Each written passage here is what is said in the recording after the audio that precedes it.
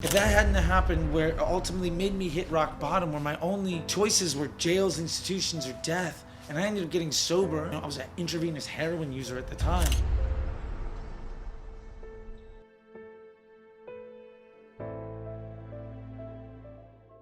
I've driven over $1 billion of revenue from Facebook ads, but we all have to start somewhere. And I've had a bunch of jobs, like Little League Umpire, which I love, and Pizza Delivery Man, where I got fired after 3 months on the job. I was a tour musician, but that doesn't really pay anything. And I thought I'd really found my passion when I was a Sirius XM radio personality, but Hulk Hogan's sex tape put an end to all of that. And once all the charges started coming in on Bubba the Love Sponge, I fled Florida, went to California, got sober, and within a year and a half was running $1 million a day for brands like Nissan as supervisor at Omnicom for West Coast operations on paid social. The point is, once I found Facebook, once I started running ads, I found the thing that I love. And it allowed me to not only go from making $5 an hour to dozens of thousands of dollars a month, but it also allowed me to have a direct impact on people's lives and create jobs. And that's one of the most beautiful things, because I was a strung out junkie. I was unemployable. Now I bought this house, I paid for my wedding in cash. I'm gonna buy another brownstone in Chelsea this summer. This is 100% possible. And let me tell you the story of how I got here. Now, before we dive into this, if you want to get yourself one of these awesome shirts, go to the first link down below. There's actually a ton of great merch in there, including this awesome hat. And it comes in a few colors. That being said, let's get to it. So, once I moved to LA, I got sober and I got a job, $10 an hour, working data entry at an ad agency. And well, that job lasted for a few months, and then it was last hired, first fired when the big client moved away. I ended up starting my own organic social agency, and that went really well. We actually were part of AMC's show The Pitch and won the business of 1-800-Flowers on the very last episode of that show, because as soon as they put me on camera, they canceled that show, never to be seen again. But yeah, last episode of season 2, see me. So anyway, what had ended up happening was I got fired from that agency. It was my agency because my lawyer, who was also my banker and my vice president, had written the contract in a way that he could write me out whenever he felt like it. So as soon as the $1 million contract hit the dotted line, I was kicked out the door. I ended up bringing my biggest clients with me, and my best client ever was this great writer guy. And one day he fired me, not for doing anything wrong, but he said he had put $100 into Facebook ads, and it had done more for him than the $2,000 a month it was paying me to do organic growth hacking. So needless to say, I was upset and a little hurt by it, but we're still friends to this day, mind you. But I ended up eating very poorly that night and taking carbohydrate therapy. And so I was off again, and I landed a job at an agency that promoted actors and movie roles. So I got to work with Jay and Silent Bob and Danny Trejo. I was booking tickets for events at Comic-Con, running offers ads and all sorts of fun stuff like that. And I got to be the smartest guy in the room when it came to running paid media. And I had developed a skill at trying a lot of things because there was literally no blueprint. And being able to do it cheaply and quickly, because there was literally no playbook on what you're supposed to do. There were no rules. And so it was very much anything you got was what you could catch, kill, and eat. And so your success was very much defined about what you could do. The biggest thing that happened at that agency was I started to be able to sell out speaking events at Comic-Con and movie premiere. And it all kind of clicked for me. How Facebook worked, the way the audiences worked, and the way that the bidding models worked, and all the different tools. It all started to click together, and that it was something wholly different than Google. It was something completely different than Yahoo Gemini. And it was something where I could leverage all of the skills that I had learned being a touring musician and radio personality, trying to attract attention and then turn that attention into profit. It fit hand in glove with what I was good at. And from there, things moved really quick. Now, I loved that job, and to be fair, I still talk to some of those people, but there was a job offer from Omnicom in the LA office for a brand new role of supervisor of paid social, which meant that I would be the leading authority and basically the West Coast for everybody in this evil international conglomerate ad agency out of their performance media division called Resolution Media. And I went in and I literally had more experience than anybody else because I had been running ads for 9 months, which is wild. They had clients like CBS and Apple Activision and Levi's and Nissan. I mean, these are internationally well-renowned brands. And I was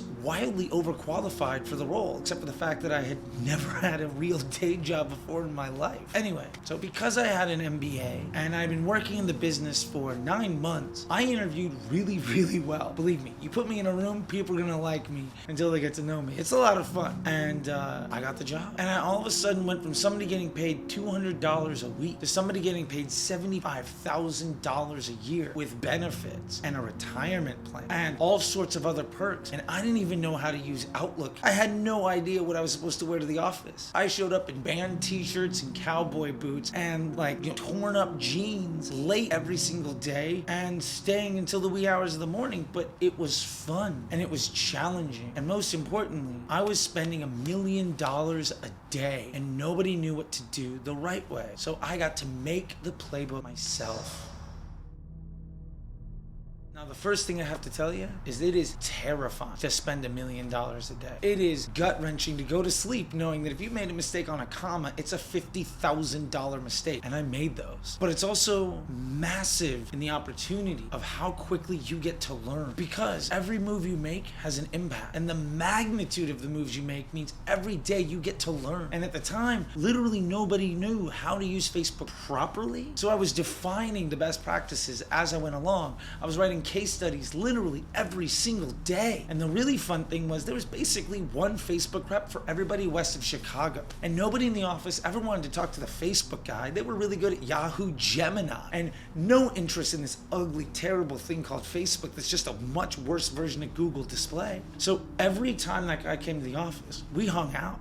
We became best friends. And that gave me an opportunity to launch a lot of tests and ultimately be the very first person to run a lead gen ad on Facebook. Now, I'll tell you a quick thing about the lead gen ad because it's one of my favorite stories.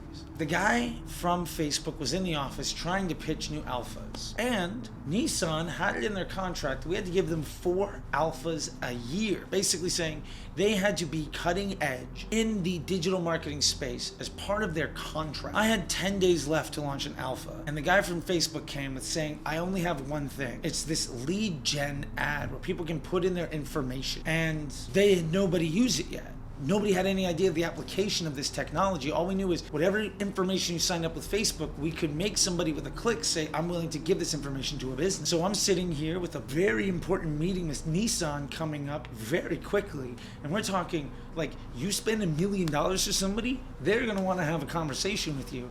And if you don't deliver on that alpha every 3 months, you don't have that contract anymore. So the next morning while I was in the shower, where so many good ideas seemed to come, I had the idea of what if we used tier 1 budgets, basically a national campaign, to collect the contact information of everybody that is localized so we could give it to the tier 3 dealerships. Basically, how do we use Nissan USA money nationwide to give buyer intent information to every dealership so that we could try to put butts in cars and sell the 2014 Nissan Sentra. Now at the time, as far as I'm aware, there was no effort anywhere on the internet to do this, and certainly not on Facebook because nobody had ever launched the lead gen ad ever before. As a result of this campaign, we sold a ton of cars, and it was extremely exciting. It cost me $50 to get somebody to give me their information on a lead gen ad. 1 out of 2 people that signed up bought a car. That's $100 to sell a $25,000 vehicle. That's a 250x ROAS on a 7-figure budget. Now, mind you, ROAS is absolute nonsense, right?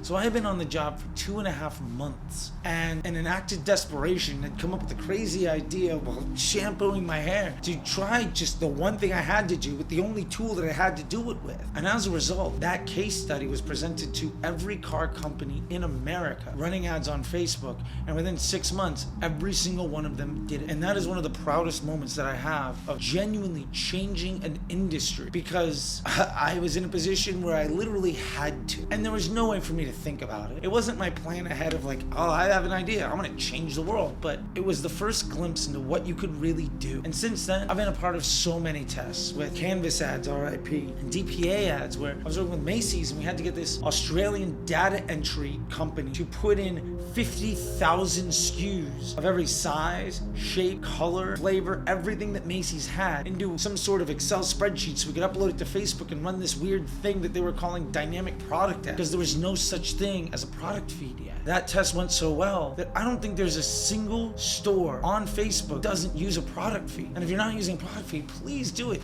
If you have 5 products, you can run it. If you have 5,000, you should be running it, right? This is DABA, this is DPA. And I had the chance to also be a part of the development of CBO, advanced matching, which is the brain behind broad targeting, and dynamic creative, which is basically how every Facebook campaign now should be run, which is dynamic creatives using CBO against broad targeting. And I happen to have the luxury and the luck to be there at the very beginning of these things, every step of the way, because that one guy fired me because he put $100 into Facebook and it did better than I was charging him $2,000 a month for. And if I'd never had that Hulk Hogan sex tape where everybody got charges and Hulk Hogan pulled his funding and Howard Stern pulled his funding and that channel went from Bubba the Love Sponge Radio Network to a Howard Stern replay, if that hadn't happened, where it ultimately made me hit rock bottom, where my only choices were jails, institutions, or death, and I ended up getting sober. You know, I was an intravenous heroin user at the time. Like, I would have never been there. Like, there's so many things that had to have gone wrong for me to get to a place where now I get to spend every single day creating opportunity and independence, guiding people towards success and ultimately job creation. And so I love Facebook ads. And yeah, I've helped drive over $1 billion in revenue. And yeah, I'm really, really lucky to be there. But I want you to know it's not lost on me.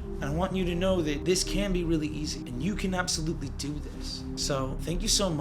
And if you have any questions about anything, comment below. I hope you enjoy this channel, and I'm gonna work every single day to help make the success that I've had, even a piece of it, something that becomes available to you, because that helps me put my head on the pillow at night and a smile on my face. And ultimately, I should be dead right now. And so every day is a gift, and I try to give it back. And I don't know what everybody else's why is, but that's mine. And the fact that you're still here watching this means a lot. So there we go. That's how Hulk Hogan's sex tape ruined my radio career, helped me get sober as I fled charges in 2,500 miles across the country, got fired by my best friend, and ultimately landed a job spending $1 million a day for Nissan and changed the auto industry, and since then have helped craft how Facebook ads work. That's a hell of a story, and it's so fun, and it's just one chapter of life. But if you want to know more about any of things that we've talked about, look down below. You'll see great links for Disruptor School. You'll also see a great link to check out and learn more information about the Facebook Ads MBA program. You can also join the newsletter, and if you want one-on-one time with me to go through your business, your ad account, your back end, and help you see the success that you deserve, well, there's a link for that too. Now, YouTube thinks you might like a couple of these videos, and don't forget to hit the button. And until next time, I'll see you on the internet. Bye.